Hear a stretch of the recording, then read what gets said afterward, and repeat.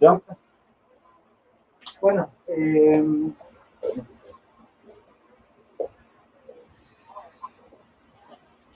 Mejor no. no. Aquí estamos si estuviésemos en Gibraltar, bueno, ¿Se oye bien? ¿Se oye bien? sí. Voy a hacer una declaración de intenciones del por qué estamos aquí. A mí me sigue sorprendiendo todos los días que se vendan libros. No es que se vendan libros, que se compren libros. Todos los días hay una sorpresa cuando al final de la mañana, de la tarde, veo los títulos que están vendidos. No me sorprende que se vendan libros en varios artículos. Lo que menos sorpresa me da al final del día, me sorprende que se pueda vender pasajes de la ciudad, sinceramente. Me sorprende que se vea Titi muere, me sorprende que se siga vendiendo la Divina Comedia. Estamos en un punto donde desde hace algún tiempo el libro se desdobló y empezó a ser un producto de consumo.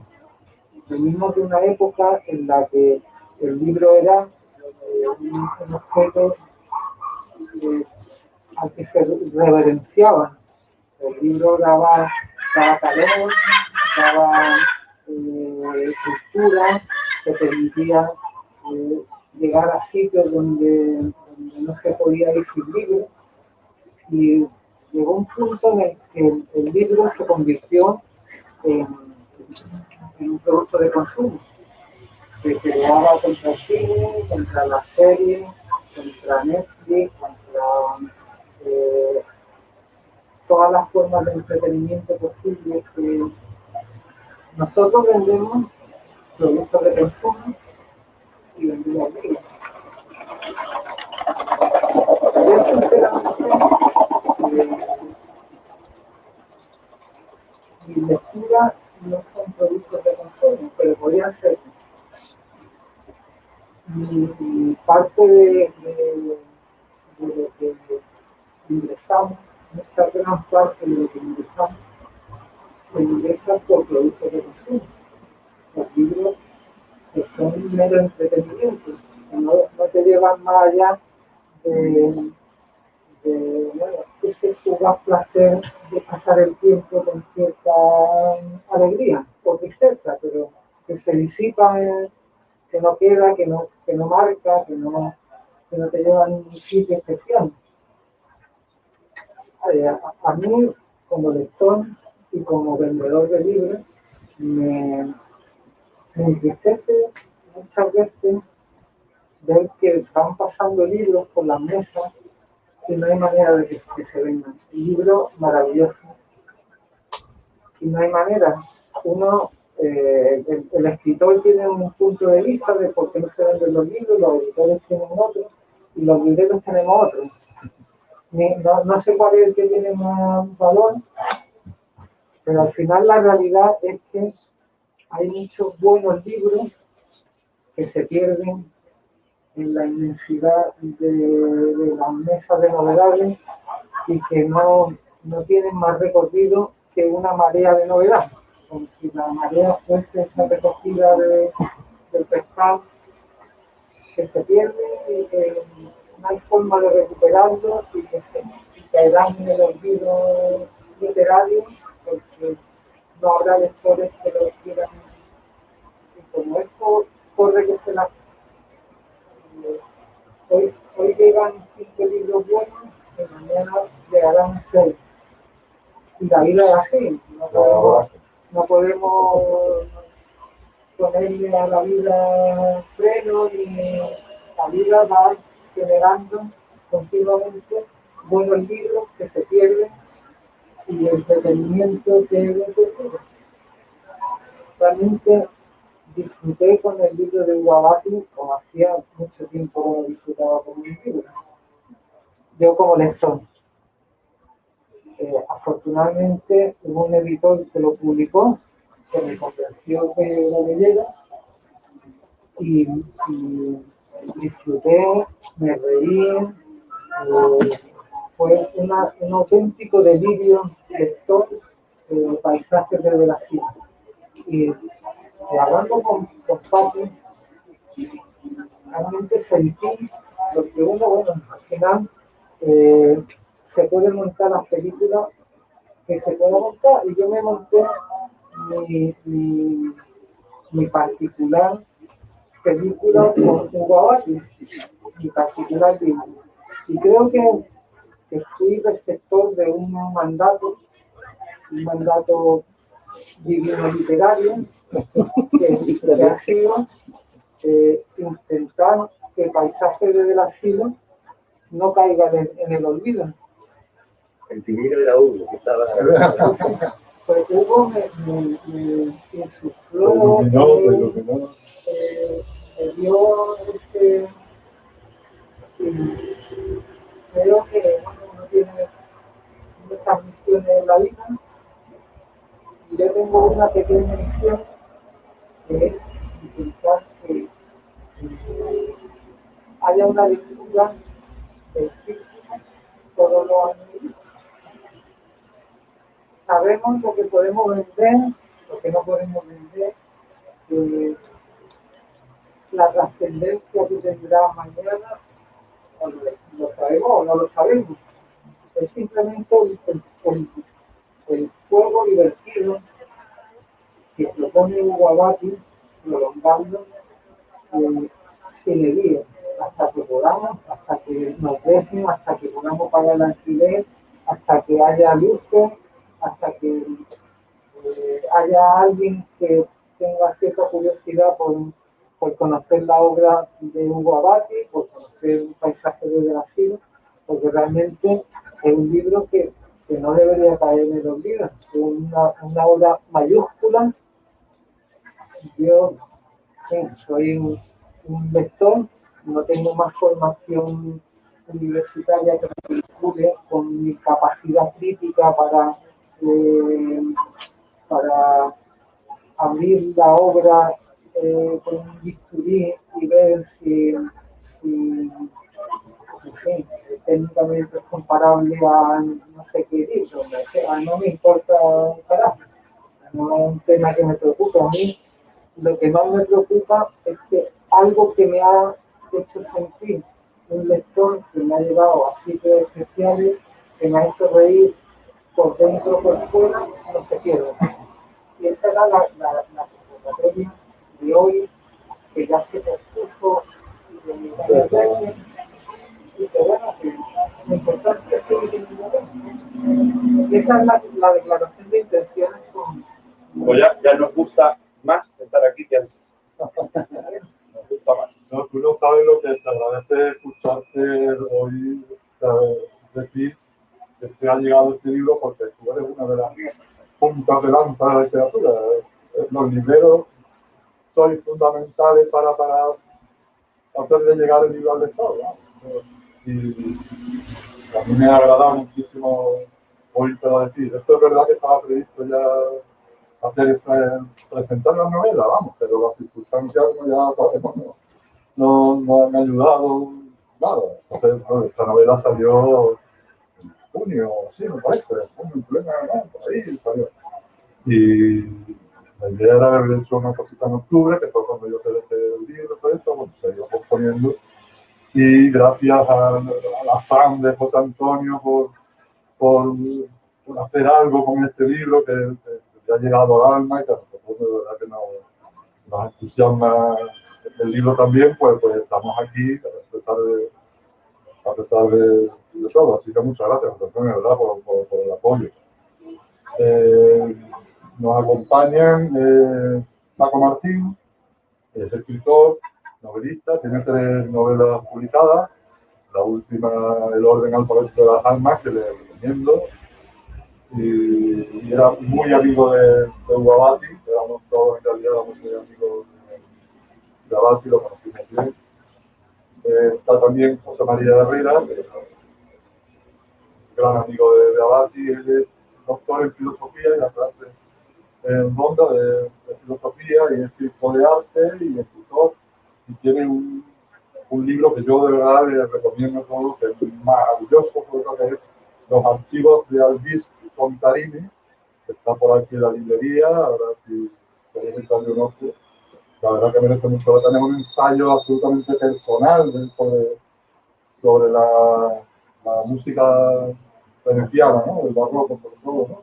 Un ensayo escena, ¿no? Entonces, bueno, es algo de verdad muy estimulante.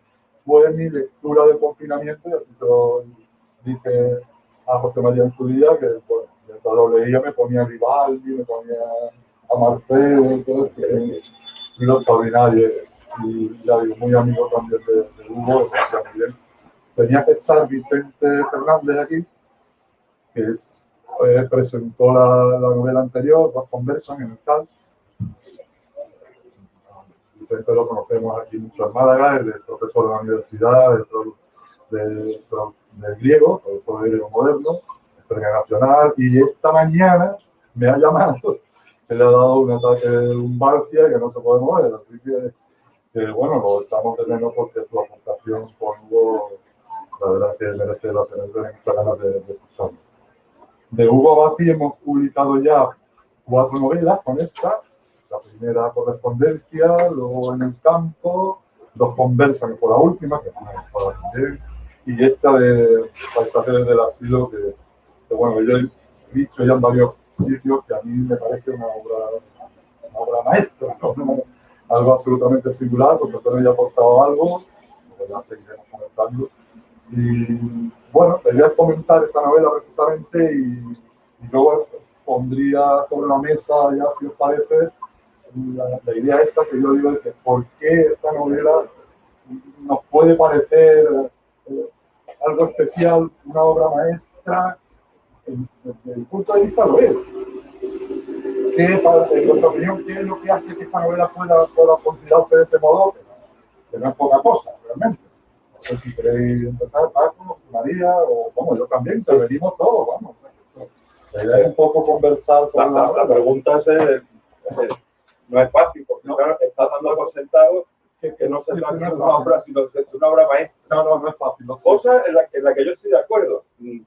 La distinción que has hecho tú, que me ha gustado mucho entre producto y obra, está muy bien. A lo mejor se puede todavía perfeccionar la distinción y decir producto, no sé qué libro has dicho, libro, vamos a poner este, me puedo responsabilizar de ello, y obra, ¿qué es esto?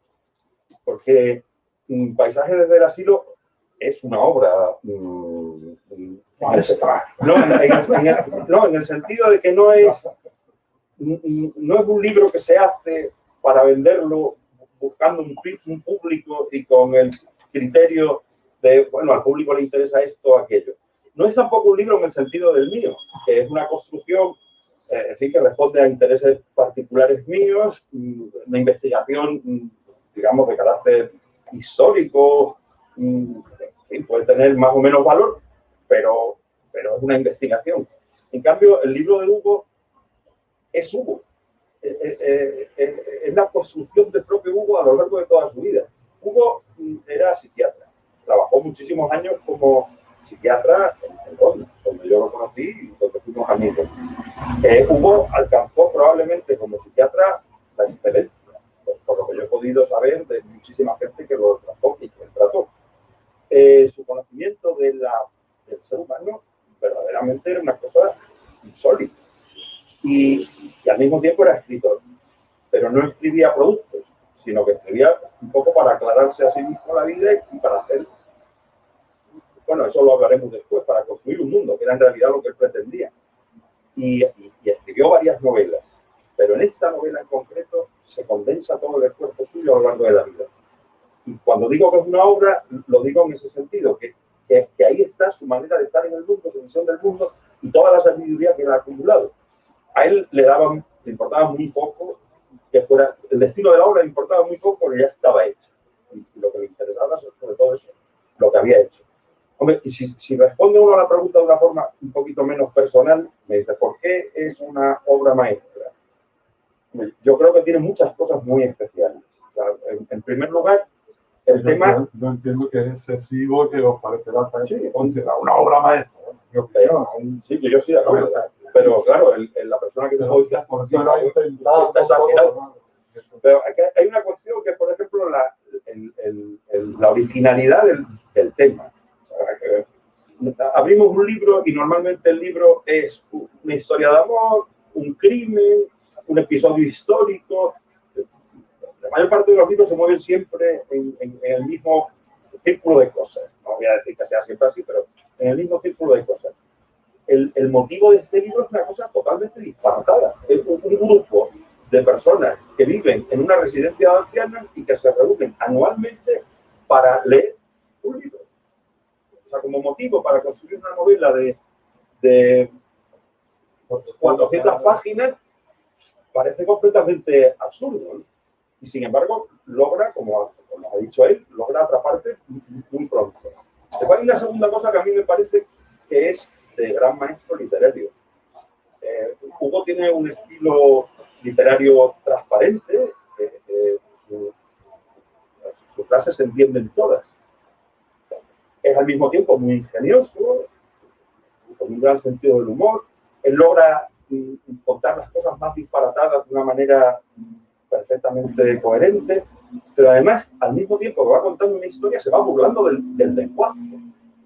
Juega con el lenguaje, subrayando las limitaciones del lenguaje, la torpeza de las palabras que constantemente utilizamos, la cantidad de tópicos que sin querer hay en cualquier frase, y él se va como riendo de todo esto. Hacer eso a la vez, para contar una historia, y al mismo tiempo estar jugando con el lenguaje, no es una cosa de una obra insignificante.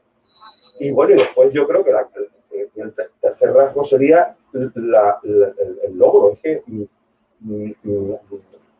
él consigue algo para mi gusto, ya se lo dije a él en vida cuando leí por primera vez el libro, que me provocó una gran admiración, y es un grupo de personajes que están perdiendo la memoria, que tienen dificultades para garantizarse la continuidad mental, porque son ancianos y algunos con problemas. Es decir, gente que vive en una realidad que se está deshaciendo y que, sin embargo, entablan entre ellos unas relaciones cordiales, enormemente tiernas, y que un poco la gracia del libro logran construir un orden consistente. No sé, la evolución y la historia nos ha permitido construir una realidad eficiente. Y es como que Hugo hubiera intentado mostrar en este libro que es posible construir un orden amoroso basado en la ternura, no en la eficiencia. Y eso lo hace de una forma tan tierna, porque en el fondo es tan tierna, a pesar de eso, de su ironía, de su capacidad para burlarse de los personajes o del lenguaje, que desde luego es muy insólito. Entonces, obra maestra. Vaya a saber. Yo desde luego la considero una obra maestra. A mí me hizo pensar, me hizo reflexionar cuando terminé de leer el libro. Uno intenta, como si de una carrera de 100 metros, de una clasificación, ¿cuáles son los mejores libros que han leído? O el mejor libro que han leído nunca. Y era una reflexión que me provocó este libro. Y al final, de repente, me pregunté, ¿yo por qué tengo que ponerle número por qué tiene que ser el mejor libro que he leído? A lo mejor he leído 100 mejores libros de mi vida. O sea, en esa búsqueda de la excelencia, de la obra maestra, entre comillas. O sea, ¿por qué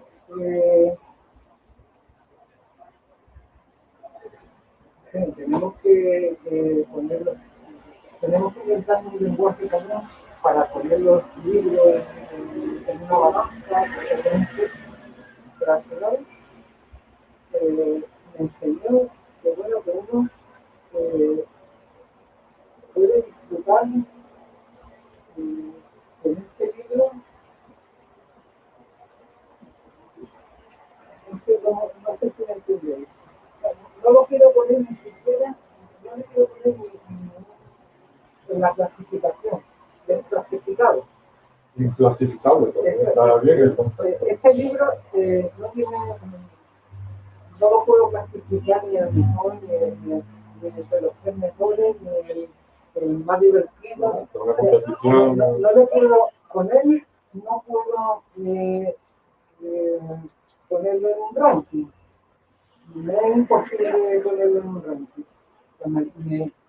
Me supuso tal iluminación en su momento y como tú hablabas, además lo hace con una humildad y con un autodespedimiento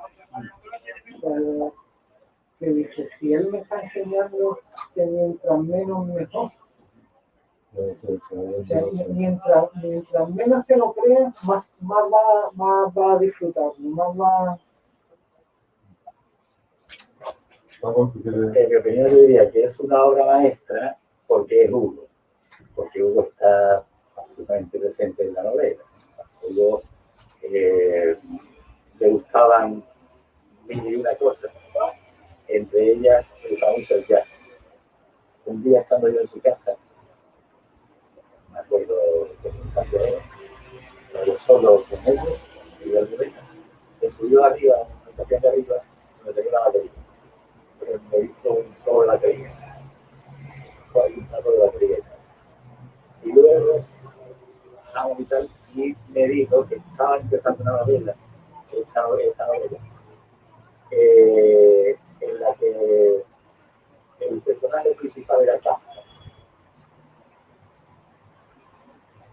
No me dijo que iba a aparecer el austriaco que escribió un libro en Martin Walsh.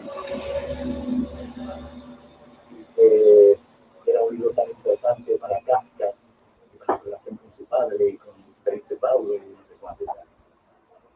Y entonces, probablemente esta novela hay bastante de jazz y de batería, ¿no? Porque son solo batería donde cada instrumento, cada parte de la batería, que no sé cómo se llama, el tambor, los bombos, no sé cuánto, tiene una gran importancia, ¿no? Y todas combinadas, ¿no?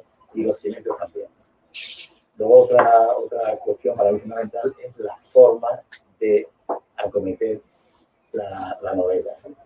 Él no está sometido, digamos, a la dictadura de la historia, que la historia fabrica sobre la marcha, digamos, a la estructura convencional, a la temporalidad. Él escribe como le da la gana y tal. Probablemente sus maestros, escritores más admirados, están también en alguna medida presentes ahí. Está Joyce, por supuesto, está Kafka, está Beckett.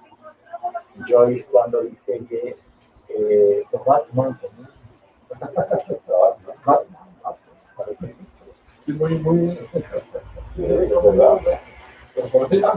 cuando dice que mientras se escribe aparece lo mejor.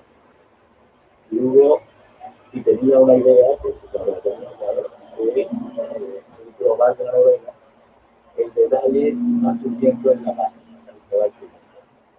y por eso le da mucha riqueza, mucha frescura a la novela. Las direcciones son constantes, absolutamente, y la dirección y tal. Y otro aspecto, para mí importantísimo también, es que lo dice uno de los personajes, Olga. Olga dice, un texto debe ser sorprendente más allá de toda sorpresa. Supongo que ahí está hablando algo parecido a lo que decía C.S. Lewis de la sorpresividad, que en un texto, aparte de las sorpresas que puedas encontrarte, que son sorpresas la primera vez que lo lees, la segunda no, ya las conoces, pero sí existe la sorpresividad, que el texto te sorprende en cada momento. No es una estructura convencional que va avanzando en el tiempo y tal, sino que hay esas digresiones muy sorprendentes y muy ricas y tal, ¿no? Vamos a ver por ahí. Bueno, mira, una de las cosas que ha llamado más la atención de la novela y eso, precisamente que estuviera ambientada en una residencia de ancianos. siempre me preguntan algunas conversaciones, incluso alguna entrevista que he tenido de esto, de, bueno, la residencia de ancianos, ¿por qué tal Creo que la oportunidad? Creo que lo decidió cuando me conoció a mí. Entonces, Se es preguntó verdad, por qué este hombre no está en una es residencia. verdad que esto hay que decir que la novela No lo toca todavía, Paco. prevista su publicación antes de que toda esta desgracia cayera sobre nosotros, ¿no? Pero es verdad que desgraciadamente el tema del asilo me ha llamado más la atención. Yo creo que Hugo no hace un planteamiento convencional de una residencia de ancianos. ¿Cómo creéis que Hugo plantea este tema tan delicado? Porque, en fin, las residencias de ancianos no es que tengan mucha buena prensa, digamos, ¿no? Pero Hugo lo hace de un modo especial.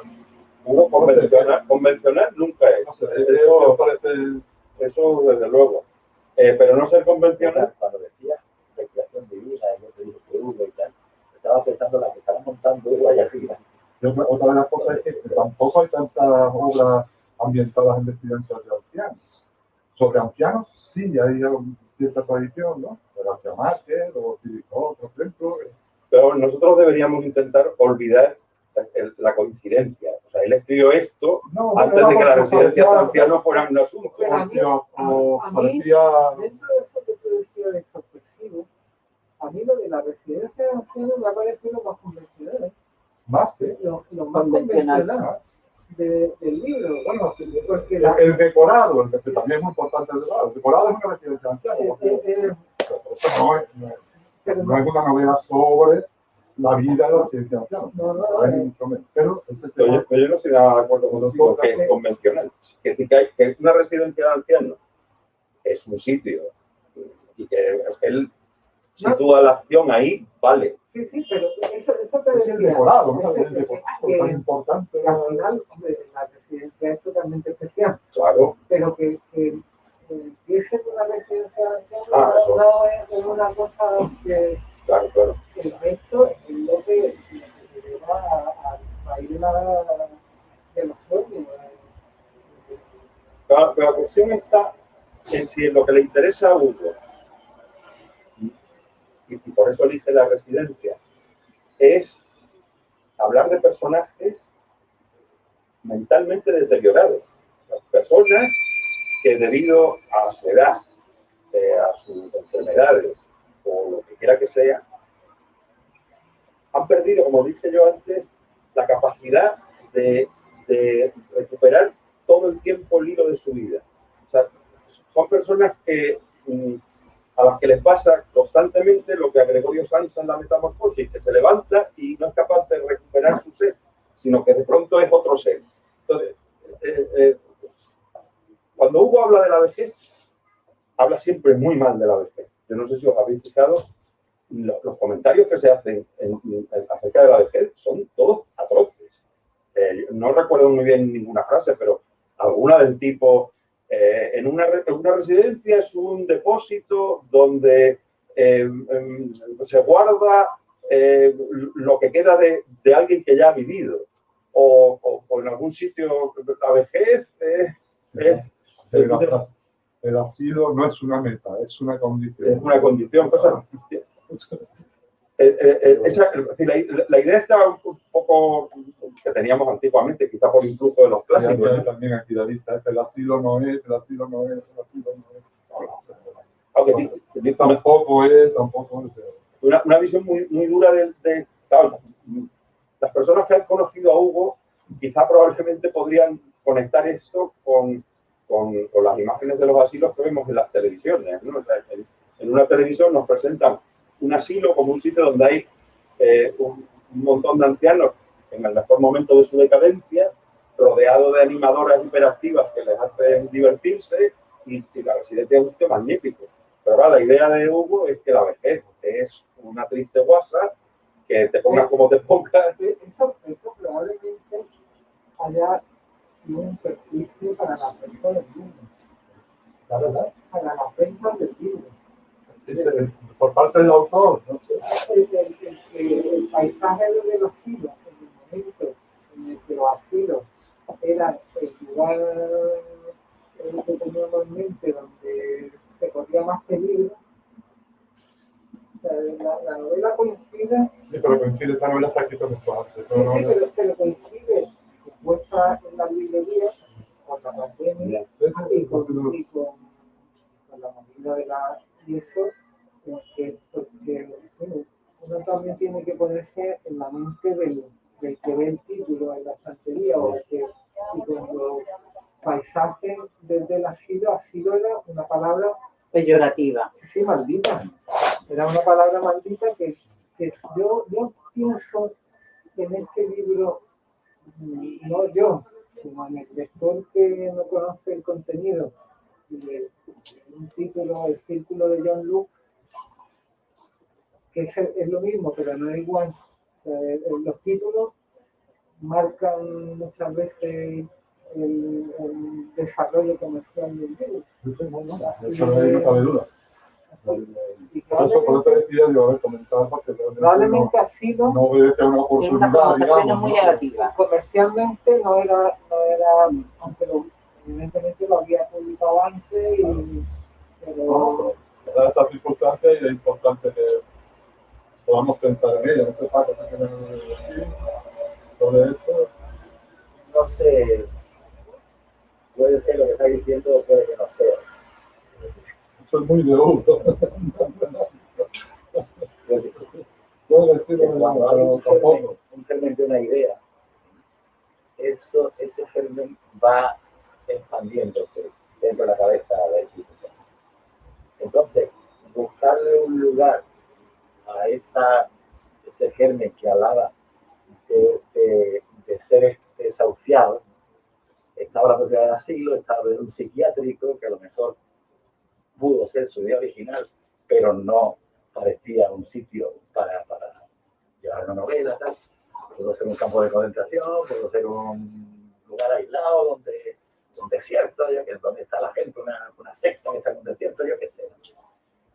Que es posible que él tuviera pensado desde el origen que la historia esa la metía en el asilo, o puede que no, y sea una alternativa que él va encontrando y que una vez que la ha decidido, pues todo va por ahí, todo se expande por ahí, ¿no? Yo creo que lo hace con toda intención desde el primer momento. Elegir el asilo. El asilo, desde el primer momento. Y hace desde el primer momento la elección de personajes deteriorados, porque el propósito último que él tiene es mostrar cómo es posible en el deterioro, cómo es posible encontrar una vía de conexión, de integración desde el corazón. Entonces, los personajes tienen que ser así porque lo que él pretende reivindicar en el libro es el poder del afecto, el poder de la ternura. Y entonces, claro, si lo metes en un campo de concentración, ahí no hay ternura, ni hay posibilidad de nada. Ahí hay supervivencia. Porque eso es mera supervivencia. En un psiquiátrico, la desconexión entre los personajes es total, porque cada uno está en su mundo. Aquí, cada uno vive su vida fragmentariamente. Es como que recuerda cosas y las olvida. No es capaz de mantener todo el tiempo la atención sobre algo. Pero entre todos ellos traman algo a propósito precisamente de la literatura. O sea, de la lectura de un libro, que es lo único que les une, porque no hay ninguna otra conexión entre ellos, salvo vivir en el mismo espacio y hacer la misma tarea. Pero esa tarea, que aparentemente no tiene ninguna importancia, es justamente la que los va uniendo. Yo creo que el momento clave de la novela es una carta, claro, que no la haya leído no se entera, pero hay una carta coral al final, y que es una cosa magnífica. Esa carta es la unión de todos ellos. Esa es una carta cuyo narrador son todos los protagonistas a la vez. Que es un logro desde el punto de vista literario, para mi gusto, verdaderamente asombroso.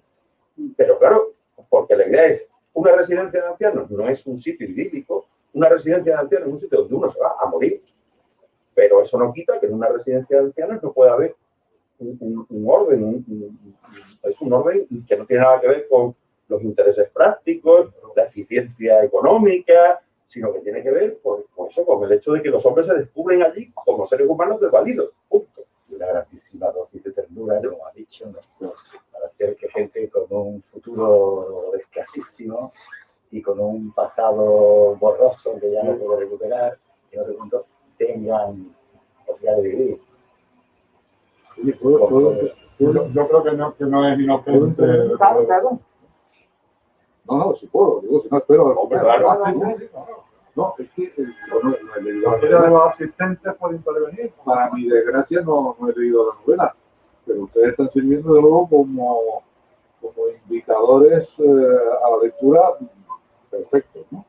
Pero ahora sí que voy a decir tres cosas que me han, bueno, las he apuntado porque yo no conocía a Bati, pero es verdad que hoy el término asilo, hoy me refiero desde hace escasamente un año, digamos, ha podido una comunicación casi de terror, ¿no?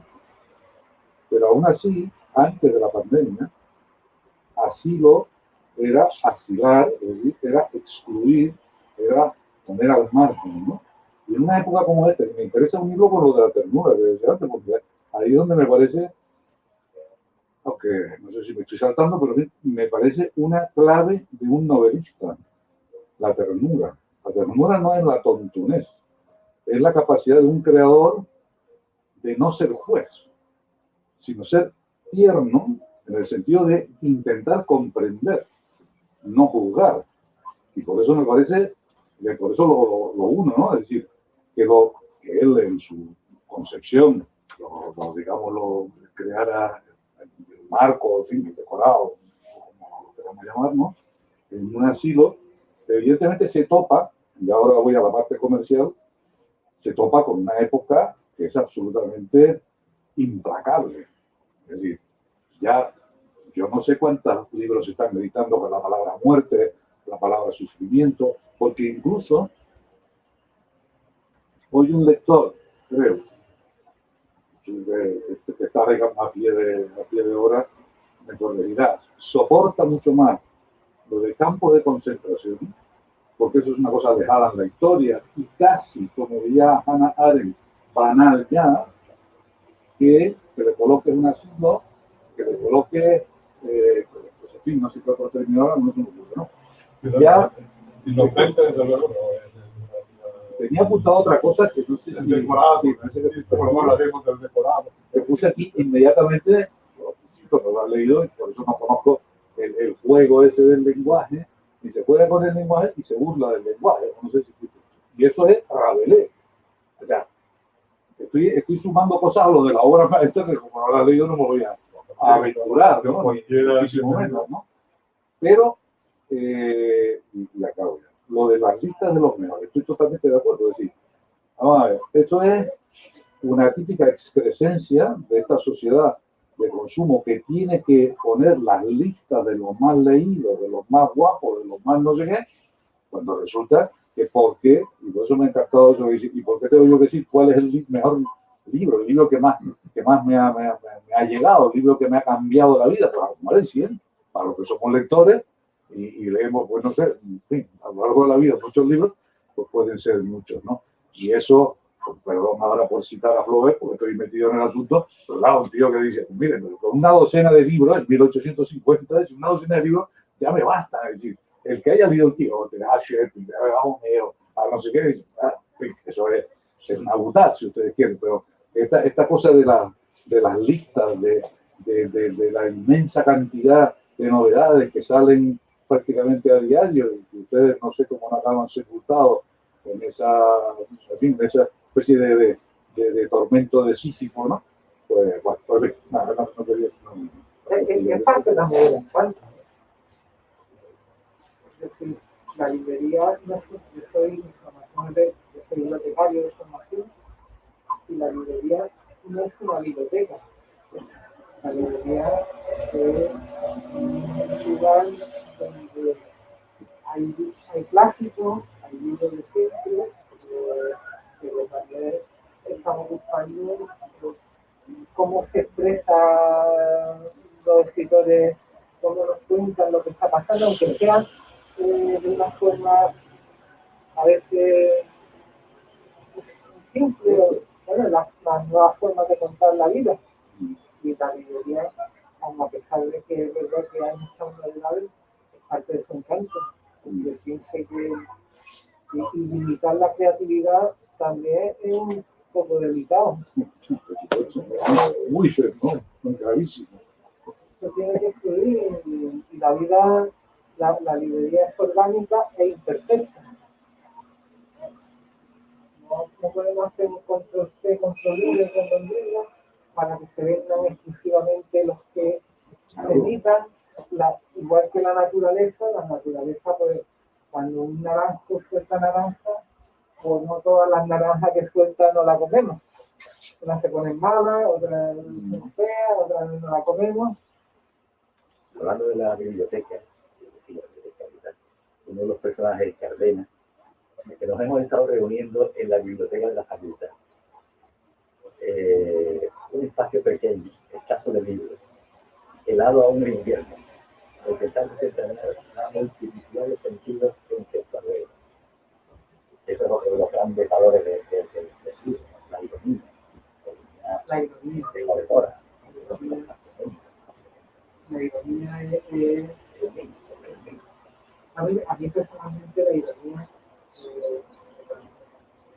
es una de las cosas que más me encanta este punto de ironía sublime. Pues, es que así era él.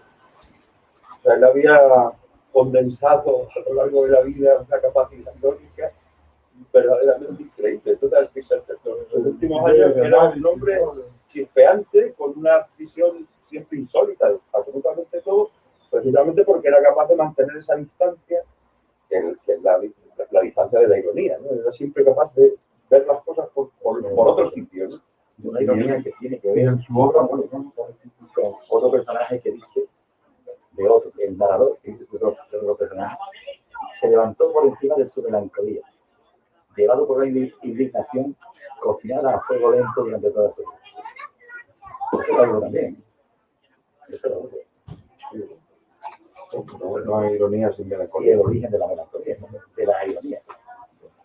el tema de lo que hemos hablado del asilo nuestro, ¿cuál crees que puede ser el tema central? Es un poco al modo de Orhan Pamuk, ¿no? Que siempre busca el centro de la novela. ¿Cuál podríais Lo que ha leído Paco el tiempo, ya me da la el tiempo, la muerte, A mí, la literatura? a la literatura. Para mí, ¿cuál es el centro de la el novela? protagonista es el libro, la literatura. A mí no me cabe duda de que el protagonista de la novela, todos son importantes, pero de acuerdo, pero te pongo un punto de dificultad. Cuando dices que el protagonista es la literatura, ¿qué es lo que quieres decir exactamente? O sea, Sí, hablando de Ya, qué quiero hablar, es lo que yo centro. todo gira en torno a un encuentro para leer un libro. y leer. Pero El libro une esos caracteres tan distintos de los habitantes de la ciudad.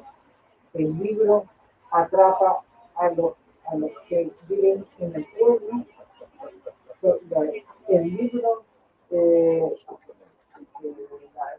la agrupación, ¿cómo se llama? la La corporación corporación Bruce, ¿no? La corporación Bruce se crea por el libro. Y la cooperativa. El libro, el círculo del libro.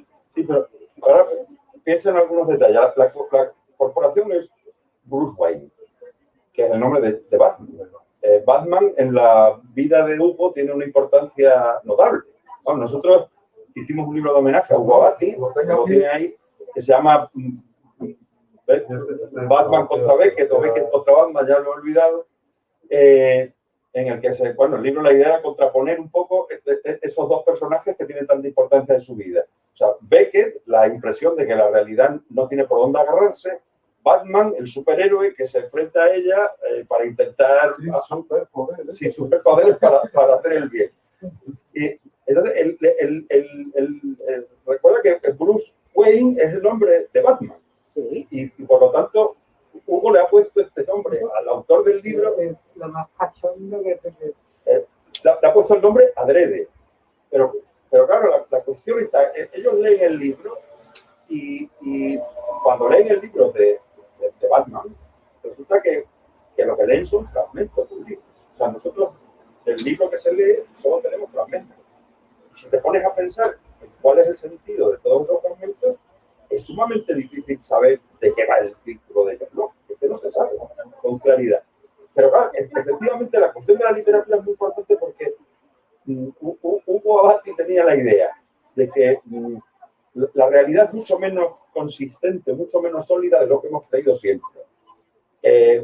La realidad la construimos biológicamente, históricamente, socialmente, nacionalmente, como lo queramos decir, pero hay una forma también de construir realidad, que es la literatura, que es lo que a él verdaderamente le pareció siempre sumamente importante de la tarea del escritor. Él decía, yo lo he escuchado muchas veces, decir, no hay ninguna tarea más importante que la literatura, porque el literato construye el mundo, crea una realidad.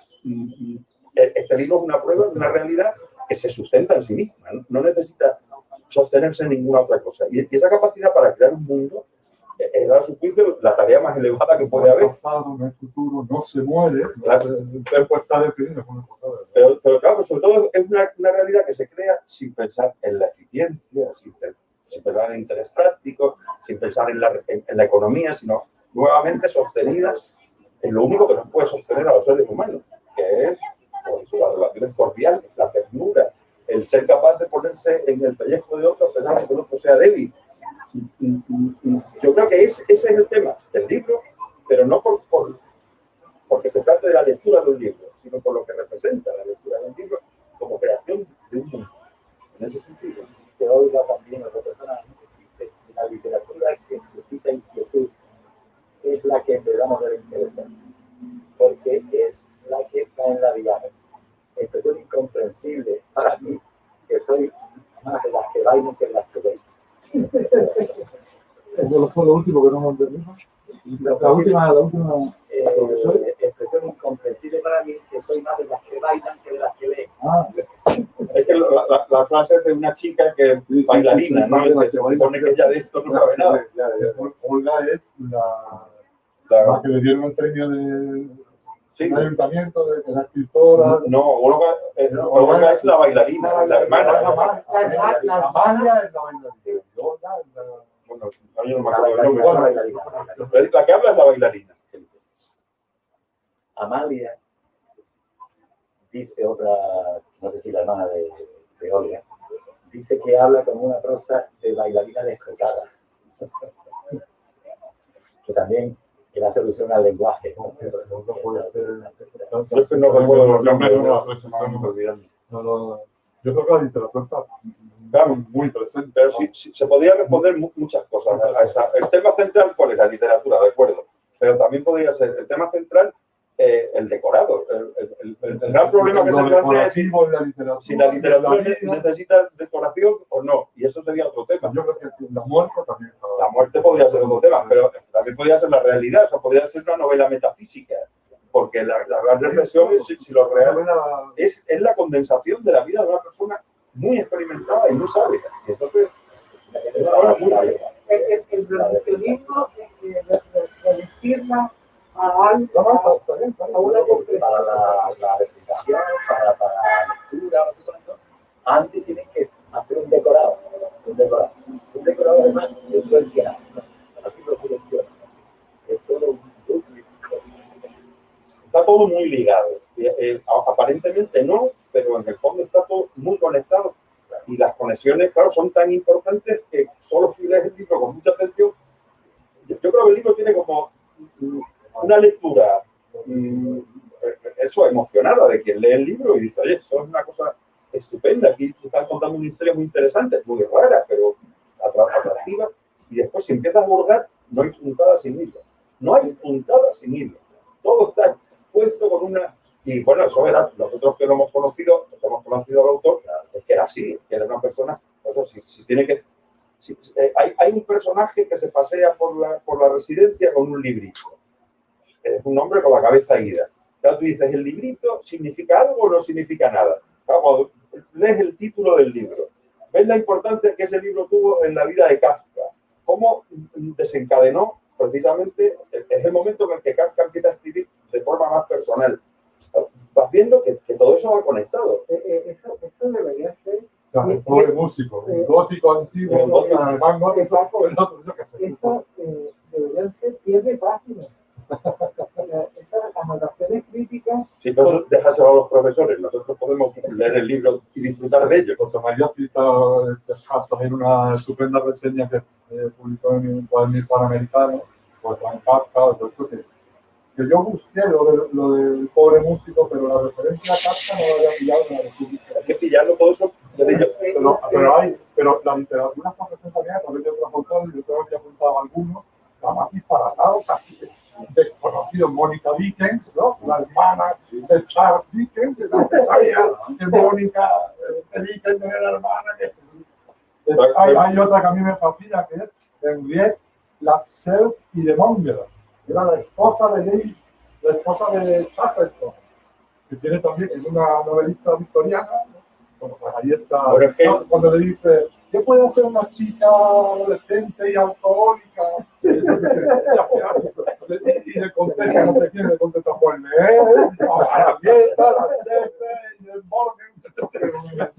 Pero eso porque a él le encantaba un libro de George Eliot sobre literatura femenina y lo recomendaba mucho y ahí tenían, es una ventaja cuando conoces al autor, claro, sabes también por dónde puedes tirar, ¿no? A mí me sorprendía, ¿no?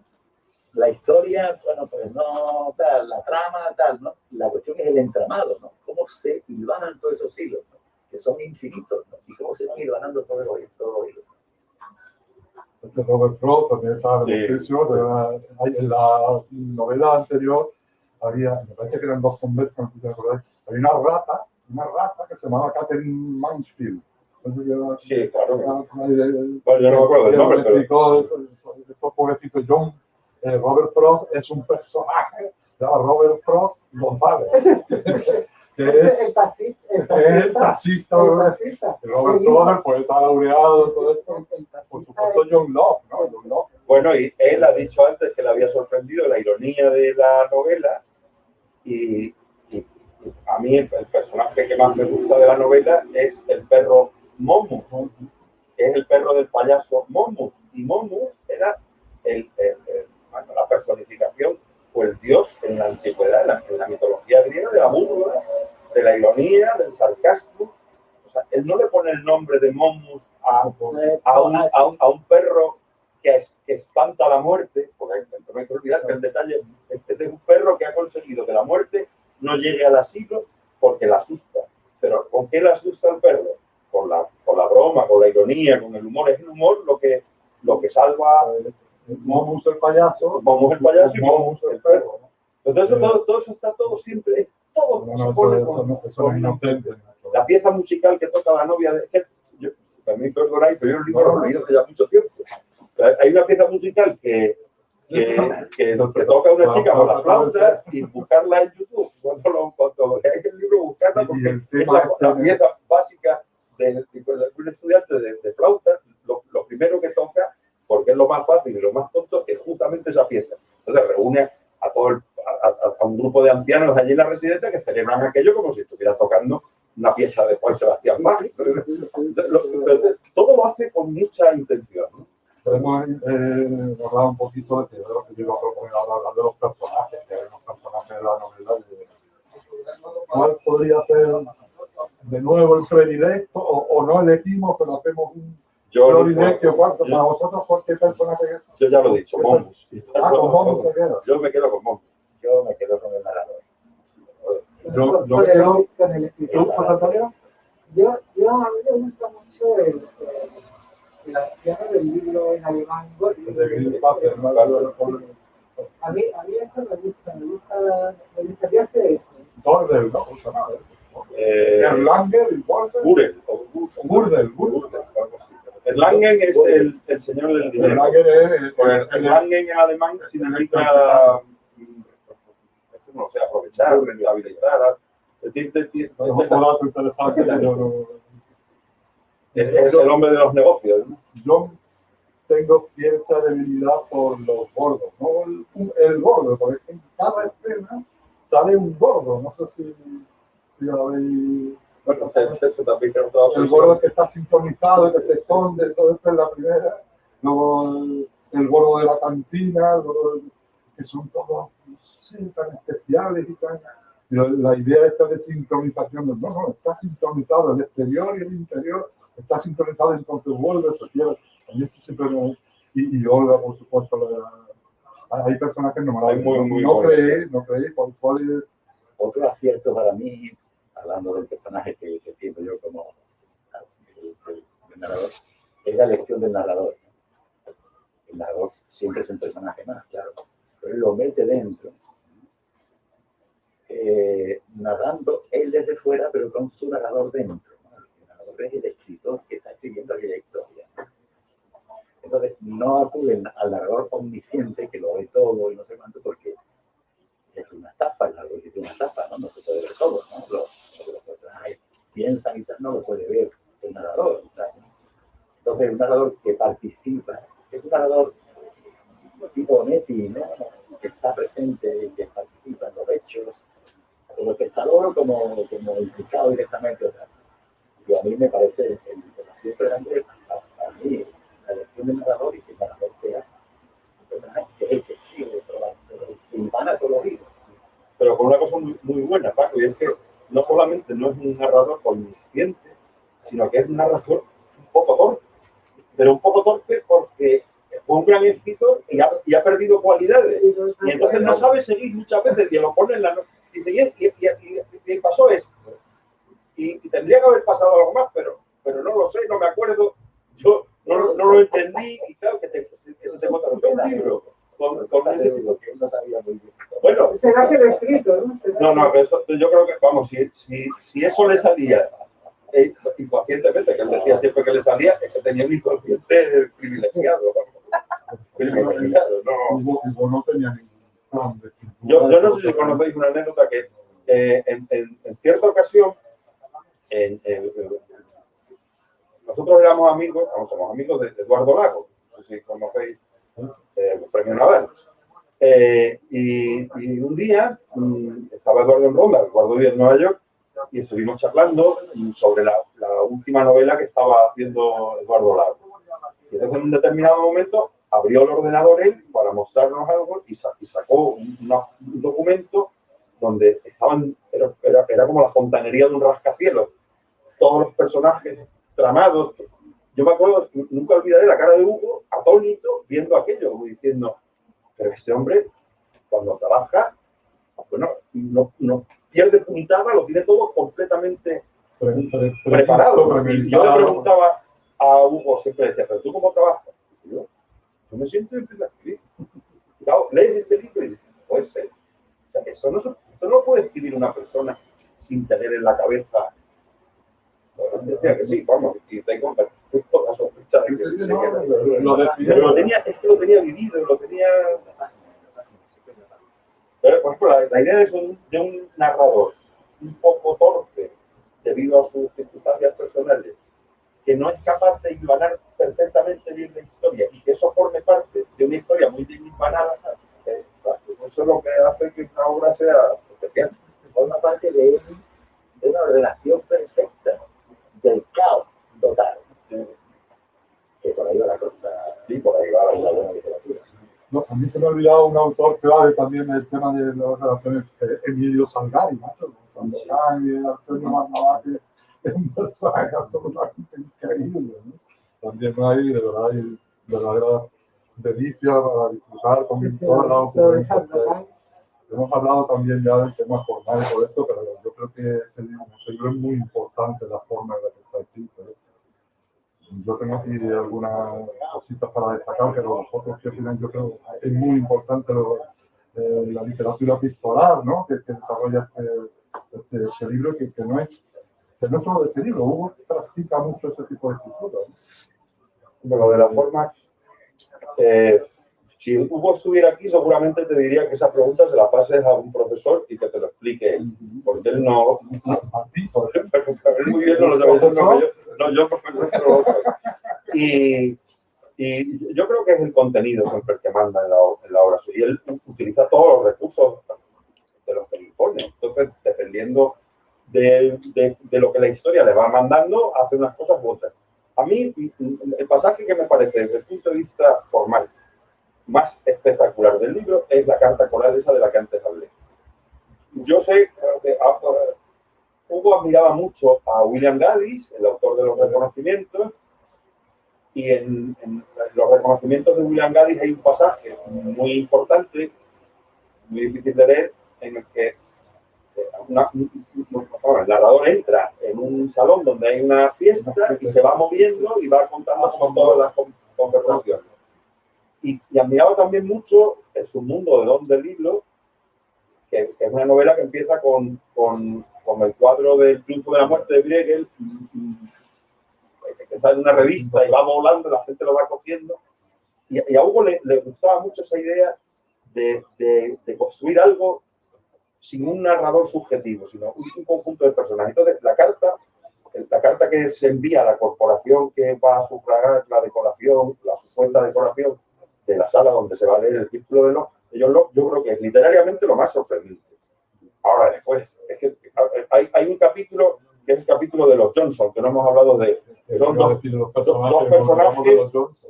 personajes de la corporación que se supone que tienen que ir a la residencia a evaluar aquello y que se pierden en el desierto, que eso es una cosa que a Hugo siempre le encanta. En todas sus novelas siempre hay dos personajes que llegan a un desierto, contratan a un conductor que se mete en el desierto y que en un determinado momento los abandona. Yo creo que todo esto tiene su sentido simbólico, ¿no? Que al hablar de la ciudad del desierto. Claro, por ejemplo. Sí, pero por ejemplo, si ves las tres partes de la novela, tienes la residencia de ancianos, la corporación y el desierto. Y si me buscas alguna explicación, pues tampoco hay que cederse con esto, ¿no? El desierto es el nihilismo, la sociedad despojada de cualquier tipo de norte como consecuencia de la caída de las ideologías. El círculo de John Locke, no hay que olvidar que John Locke es el padre del liberalismo y que los textos que se leen aluden todos ellos de una forma indirecta a la globalización, a un mundo despiadado desde el punto de vista económico, a los intereses prácticos que no terminan de generar realmente ninguna satisfacción. Es decir, que si comparas una cosa con la otra y después te metes en la residencia y ves la residencia pues como un lugar donde la gente se enfrenta con la muerte, aunque la muerte está afuera porque el perro la mantiene a raya, es como una imagen de la época. Es una imagen de nuestra época. Es una cosa que yo he descubierto de Hugo, que no conocía, que es que le gustan las bicicletas. Porque dice, el juez interroga a John Locke acerca de la bicicleta. ¿Qué clase de artilugio es? ¿Para qué sirve? Y pone entre paréntesis, en realidad. O sea, que no es gratuito, él lo pone ahí. Y lo que me lleva un poco a todo lo que estamos hablando es cuando al principio decía José, sobre los libros de consumo, de no sé cuánto. Esta novela es compleja. Es decir, que exige un lector muy concreto, muy exigente, muy difícil, y no se puede expresar. Porque nosotros conocíamos a Hugo. No creo que nos podemos acoger a lo que dice José María de los dos planos. Probablemente uno sea la jocosidad, la ironía, la ternura, y otro, si quieres profundizar, claro. puedes hacerlo. Es magnífico. Yo quiero decir que nosotros que lo conocíamos a él, que más o menos medida lo conocíamos a él, sabíamos sus ideas cuando eran, encontramos cosas y cada vez que la llamamos tenemos cosas nuevas, amplias, interesantes. Eso es lo que yo quería decir al principio con lo de la palabra obra. Que no es un producto comercial. Él no ha escrito un libro con ningún propósito, ni académico, ni económico, ni de ningún. La obra es una encarnación de él mismo. Hugo creía en la literatura. Él le parece, estaba convencido de que la mejor forma de encontrar sentido al mundo es construirlo. Y es lo que hace la novela. A Hugo no le valen las creencias comunes sobre la realidad. Él tiene toda su vida, en lo que yo lo he conocido, es una lucha contra contra el orden lógico, ¿no? No porque despreciara el orden lógico, sino porque trabajaba con personas que están fuera de ese orden. Y entonces era muy consciente de en qué medida la vida está siempre en un hilo, la vida está en un hilito y en cualquier momento se rompe, ¿no? Y entonces esa idea, pues yo creo que es lo que es su vida, ¿no? Él inventaba la realidad, está evidente, la realidad. Y esa es la realidad que a él le interesa. Y la otra realidad, la verdadera, que se joda si no está de acuerdo con él. Lo mismo que el libro. Yo escribo el libro, me gusta escribir el libro, y si no se vende, que se va el libro. Yo escribo lo que me da la gana. Como él dice siempre, la realidad siempre interrumpiendo a la ficción. Era una de las cuestiones que yo iba a plantear precisamente, que esta novela se puede considerar realista o fantástica, pero ya estamos respondiendo un poco este tema. Hay otra cuestión técnica que hubo también que es la novela dentro de la novela, ¿no? Un tipo cervantino, ¿no? No es novela, pero tampoco se practica en España. A mí me agrada mucho en la anterior que converso. La novela era donde Beckett perdió el punto, está en el ciclo. Y en esta es el ciclo de John Locke, que es una cosa que está disparatada con la novela, los fragmentos de la novela. Hasta que llega un momento en el que da un giro esa novela del ciclo. No sé si soy consciente de un giro tremendo, en qué consiste, pero yo quedé ahí en ese momento. ¿De quién se la vivió? ¿Cómo? Que da un giro a la ciencia ficción. Más o menos, por ahí va la cosa, ¿no? O sea, Bueno, pues se sale, Pero se sale de cualquier categoría. Antes lo pusiste tú fuera, pues. ya la he apuntado las piruetas narrativas que tengo aquí, las piruetas técnicas narrativas de la carta. Y es verdad que no es un libro fácil, porque requiere de un lector trabajado. Entregado, necesite- reino, con ganas de meterse en la novela. Y Sí, trabajado, un lector con recorrido, con kilómetros.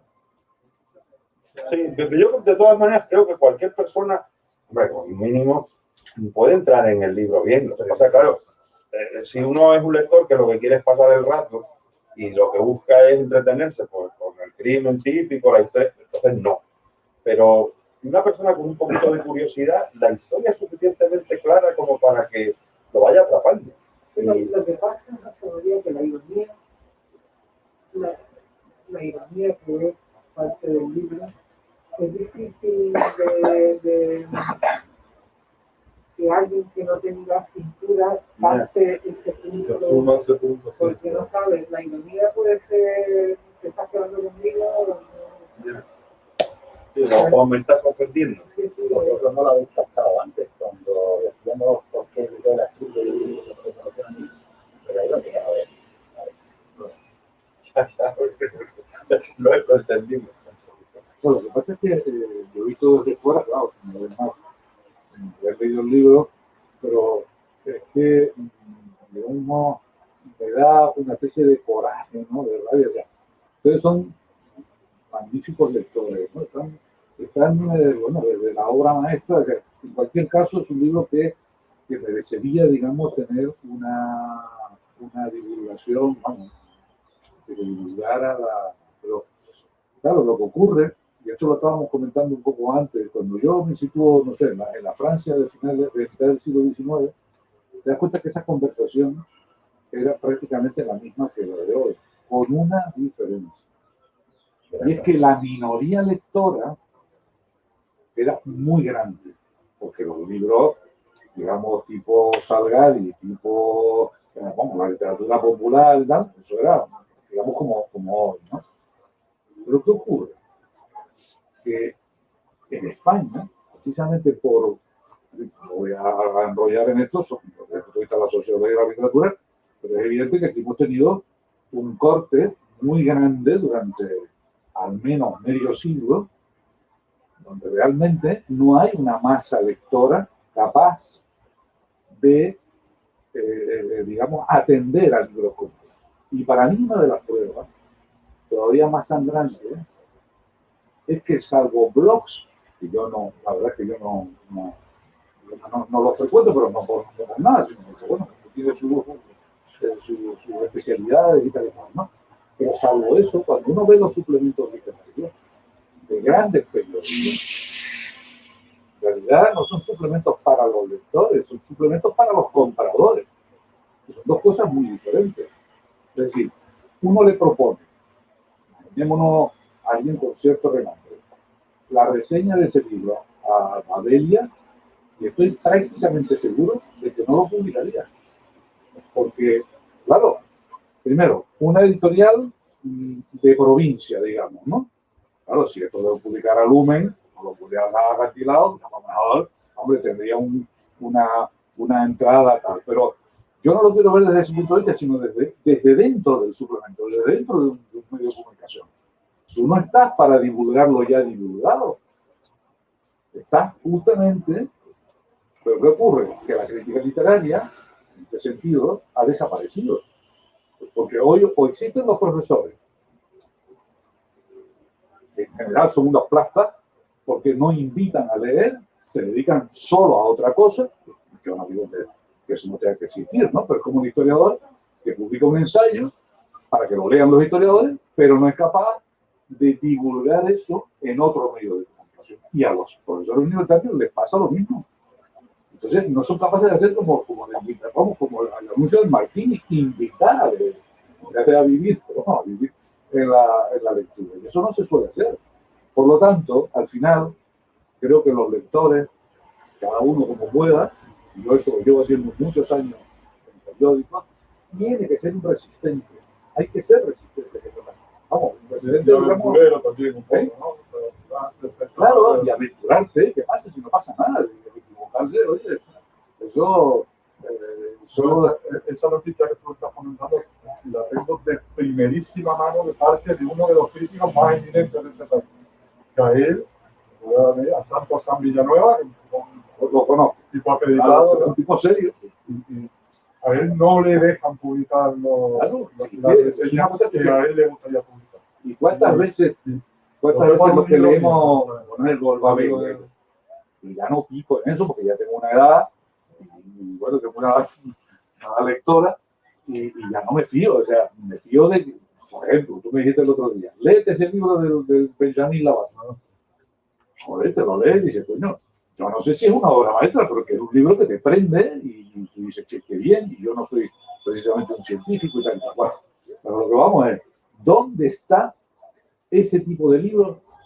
No digo que en todos los suplementos, porque yo no lo conozco, pero luego en el periódico que más probablemente se vende en este país, que es El País, a mí me parece francamente malo. Malo, pernicioso incluso, ¿no? Entonces, bueno, ahí tiene que haber algo, que es que pues las editoriales pagan, hay elementos ahí muy espúreos de contaminación, me refiero, ¿no? Porque a veces yo es que hay cosas sangrantes realmente, ¿no?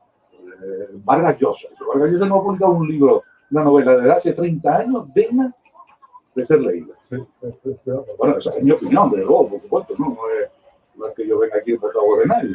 Pero dice, ¿y cómo cada vez que saca un libro se derrumban los suplementos hablando de eso?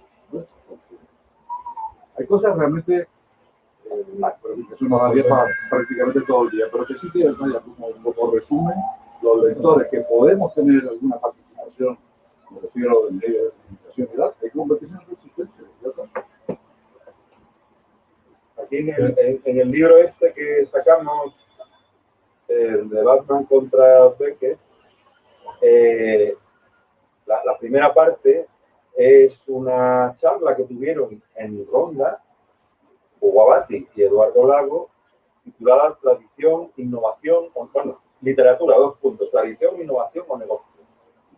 Y porque la novela, bueno, Eduardo Lago había publicado un libro que se llama Walt Whitman ya no vive aquí, que es un ensayo sobre la literatura norteamericana, y entonces hablaron precisamente de esta cuestión, que son un poco 50 páginas muy interesantes sobre ese asunto, pero sí, no. En fin, la cosa nos parece que no tiene una respuesta satisfactoria para los lectores en general. Pero vamos, es el mundo que nos ha tocado. Es que con sí, no, evidentemente. Hay que combatir. Bueno, combatir. Con la ayuda de California, combatir. No, es una lástima que una gran cantidad de obras intrascendentes puedan sepultar un libro. Sí, Eso es una lástima. Eso da mucha rabia. Sí. Pero puede ocurrir y bueno. Y yo veo, y ahora tengo un ejercicio hecho hace poco, el mejor libro de 2019 es un blues, Sí, lo que el pasa mejor libro de 2020 es elegido por los críticos, por los rankings que tú tanto odias, ¿no? tenemos en el escaparate desde el punto de vista del librero, del tendero. Tenemos un libro que hemos vendido en un día 100 ejemplares. No era este, ¿verdad? En un día. Ni este, ¿no? Ni este, ¿no? En un día.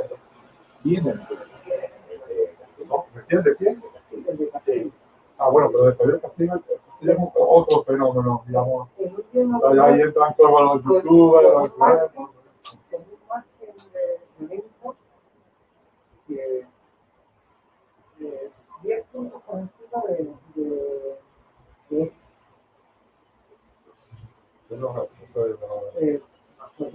Hombre, te paga la factura. no es que andemos sobrados, No, pero precisamente. una librería no Es es... decir, nosotros no andamos sobrados de recursos económicos, porque el mismo libro no sobra. ¿Dónde estoy yo? Hoy lo estás haciendo, que has descubierto un buen libro y lo estás defendiendo. Ya está. Bueno, tú eres un resistente de los de Gaulle, de Gaulle de primera hora contra los nazis. Claro que sí, porque es que sin las librerías, sin libreros como tú, y aquí en Málaga, bueno, yo llevo 3 años viviendo aquí, bueno, ya conozco algo, pero sin esos libreros que son los seleccionadores, es que no, vamos, Los escritores, ¿no? claro, porque es que yo cuando me tropezaba en Canarias ya con lectores, profesores de la universidad. No, es que yo lo pido para Amazonas. Pero vamos a ver. Es que son cosas, pero tú no te das cuenta de que eso es una bomba destructora de librería. Es decir, el individuo a lo que tú le puedes ir a preguntar, bueno, pues a uno no, yo no voy a preguntar al librero por, oiga, ¿qué le parece a usted la novela esta de Flaubert? No, pero muchas cosas sí. Mira, estoy interesado por no sé qué, pues ese individuo me actúa de servidera, claro. No darse cuenta de eso me parece, vamos, cómo van destrozando ese tejido. Y esto es un asunto que arranca, ustedes recordarán, el precio único del libro en Francia, que ya tiene, en la época de Jacquemin, pues probablemente 40 años, ese fue el primer embate de Francia, que lo llamaban la excepción cultural, contra la idea ya de los americanos de vender los libros en la grande superficie, no sé qué, no sé cuántos, y no a precio único. Y esa fue una manera de intentar salvar la librería, porque si no, ¡buah! Arrasan con eso, pero vaya, sin problema. O sea que hay que saludar. ¿Qué te hace el chapeau con los libreros? Los libreros como los Antonio, hay un aspecto que también es valorable, que siempre lo dices tú. Tú ponme el libro fuera, no le esfuerzo, el libro fuera. Sí que nos podríamos pasar el día. Yo, por las mañanas, mientras me estoy preparando mis cosas ahí a las 7:30, no sé cuánto, de la cadena SER, de aquí de Andalucía, o de Málaga. Yo me quedo realmente pasmado, porque ocurre lo mismo en Canarias, ¿eh? O sea, que no hay que... No he visto nunca en esos noticieros de 5 minutos, ya sea de Málaga o ya sea de Andalucía, una noticia cultural. Es decir, la presentación de un libro. Eso sí, lo que no olvidan nunca es que hay un jugador del Málaga lesionado o que el entrenador tiene que decir no sé qué a las 7:30 de la mañana. Porque son cosas realmente increíbles, ¿no? En la cadena SER, no estoy hablando de una emisora aquí, vaya, de estas municipales que no tienen un duro o que no tienen gente para... Claro, todo ese tipo de cosas son máquinas que contribuyen a, bueno, pues eso, a desaparecer, digamos, en este caso, la librería, los libros, de la profesión esencial. Cuando empezó esto, la pandemia, si me equivoco, cuando empezamos con aquello de lo esencial, la librería estuvieron cerrada. Sí, que después rectificaron. Al principio, cierta segunda vez. Después rectificaron y hemos sido afortunadamente esenciales, hemos tenido una apertura. Claro, pero al principio, pero voy a lo que la librería. Eso no es sincero. Oye, para ir terminando ya, me gustaría, que nosotros ya hemos dicho que conocíamos a Hugo Abati bastante bien.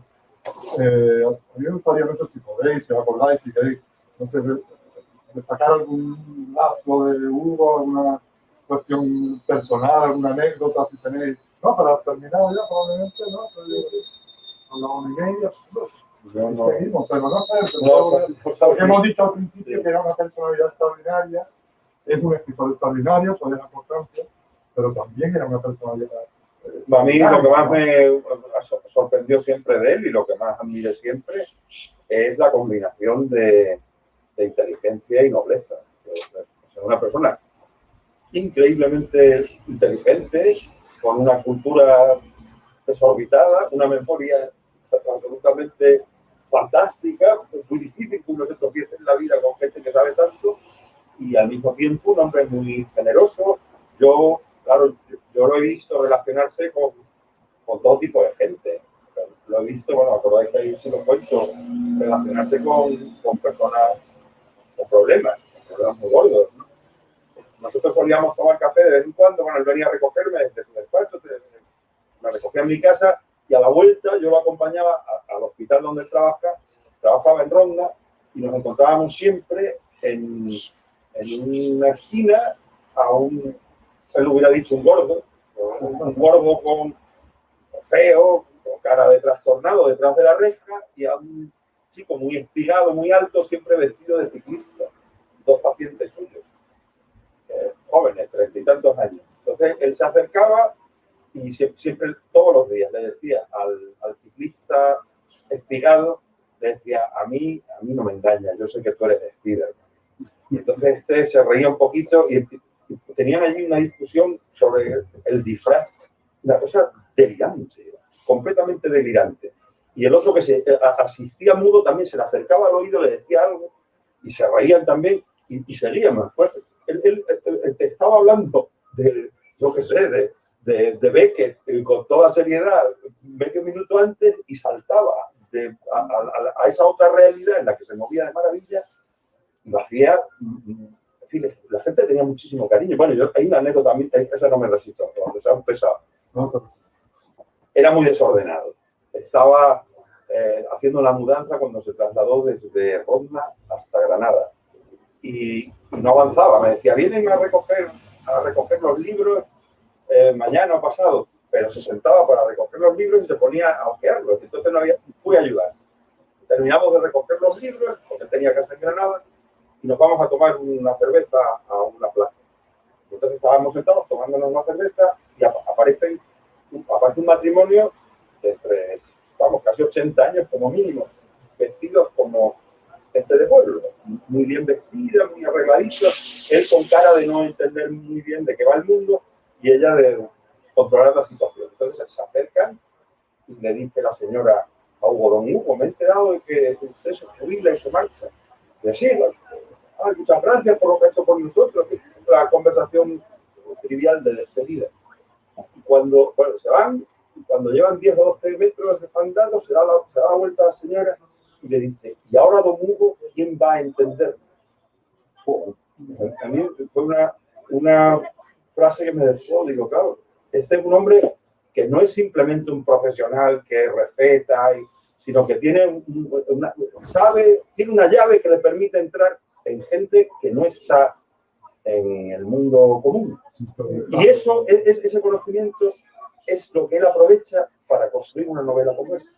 Esa capacidad para saltar de la realidad social, más o menos conocida por todos, donde todos nos movemos con normalidad, a esa otra realidad que generalmente despreciamos, porque como bien consideramos que son personas psicológicamente enfermas, o bien pensamos que, bueno, que pues, eso, si tienes un Alzheimer o demencia senil o cualquier cosa, que ya tu cabeza se ha descompuesto, pero él sabía meterse ahí, y eso solo lo puedes hacer si tienes un corazón grande.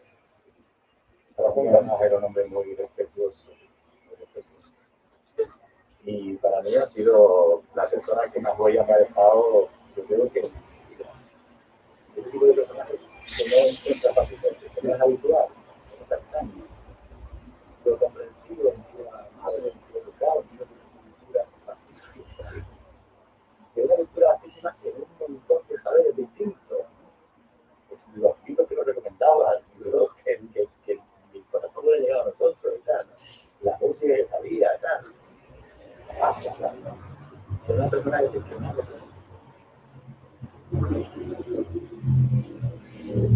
Un buen tipo. Bueno, Así que os molesto un segundo. En este libro que hicimos, bueno, hay un retrato, es un retrato suyo también de un paciente que es un pintor muy bueno. Pero hay un retrato un poquito más complicado. Esto lo hizo este chico que es pintor, lo hizo, es un retrato de Hugo y mío. En realidad es Bubar y Pecuchet. Pero digo porque nos hicimos retratar por él eso, como los dos personajes de Flaubert. Entonces, ¿Lo tienes en el libro? este es un libro que hicimos nosotros. Y el pintor, un pintor que hila muy fino también, pinta a Hugo, que es esto que hay aquí. Entonces, este señor que hay aquí tiene una bata. No sé si veis que tiene una bata. Y lleva el corazón en el bolsillo. La cabeza hecha ramas y por detrás de la espalda, la serpiente de la sabiduría sube como si fuera el árbol de la sabiduría. Se sabe que es Hugo porque en la jaula lleva los monstruos. El pintor es un chico esquizofrénico que la ha tratado y que ha salvado de la destrucción. Y el propio pintor se pinta a sí mismo, siguiendo el viejo estilo de los pintores renacentistas, firma el cuadro como un perrito que se abraza no a la pierna con carne del médico, sino al hueso, a la pierna descarnada, porque es una fidelidad o una admiración total. Eso es un chico que si no lo costuvo en su momento, seguramente hoy estaría, bueno, ya no sé si hay frenopáticos, pero estaría encerrado. Y hoy es un pintor que, bueno, ahora mismo tiene una exposición en Nueva York. Y bueno, pues yo digo que es una persona que ha marcado a mucha gente de una manera muy potente, porque ya digo, es un hombre noble, no solamente inteligente, sino noble. Pero es que esa frase de ese señor, y ahora quién va a entender. Es una frase. Eso ya resume, amigo, Una frase. Bueno, pues. Bueno, volvemos el año que viene. Perdón. Cuando nosotros decidimos en Ronda hacer un libro de homenaje a la muerte de Hugo, claro, hablamos, vamos a hacer un libro, buscamos a unas cuantas personas que contribuyan a él, pero hay que buscar financiación. Nosotros conseguimos 5.000 euros en 2 días. Pues un crowdfunding. Simplemente llamar a unas cuantas personas, ¡pum! Directamente, o sea, nadie tenía la más mínima duda, ¿no? Tú consigues hoy en día esos 5.000 euros para sacar un libro. Un señor que se acaba de morir y que llevaba sin vivir allí 5 años. Llevaba ya 5 años. 5 años fuera de la ciudad. Bueno, y regala de otro, se lo regala, han venido. Pues de eso queda muy poco, porque ese libro salió sufragado por la gente. Pues nada, muy bien. Yo insistiré, no sé, yo espero que alguna editor esté aquí el año que viene, pero yo insistiré en la lectura del libro. Hombre, tú cuentas conmigo, por supuesto. ¿Vale? Que además conseguir de algunos cuantos. Bueno, pues claro. Eso es lo importante. Sí, eso- Corta ya esto, que vamos a hablar de números. El número. También, a todas las botellas, de aquí a los La OE